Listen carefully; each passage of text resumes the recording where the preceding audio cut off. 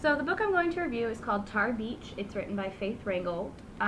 This book has won the Coretta Scott King Award for illustrations in 1992, and it has since gotten the Caldecott Honor Award for its illustrations. The thing that I think is really neat about this book, it was originally a quilt.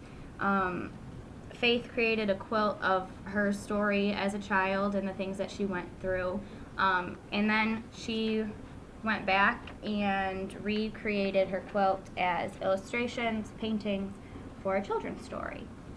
So basically there's an 8-year-old girl and she lives in Harlem. She is African American, and in this time there was prejudice against any colored people. She specifically talks about Native Americans and African Americans in the story. So Faith isn't allowed to do certain things. Her family's not allowed to do certain things. So she gets away by imagining that she's flying over the city, and she can fly over all these buildings, and she can do whatever she wants. She discusses her father. He would like to be part of the Union. However, there is a clause, the grandfather clause, that if your parents were not in the Union, you could not be in the Union. And this was to restrict people of color specifically from getting into the unions and gaining power. However, her father in the story builds the Union building.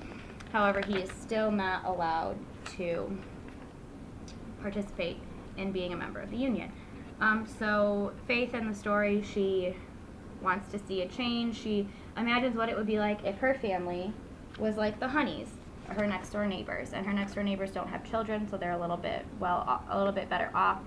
This is what she imagines her life would be like if she was able to do all these things, and if her family had a little more money.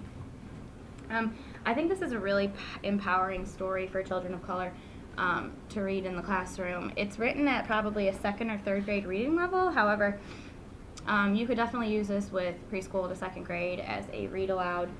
The pictures are just so vibrant, and they're painted, and it's just a really great story about a little girl and her imagination, and does a really nice job of introducing concepts of racism and prejudice that you could really build off of in the future.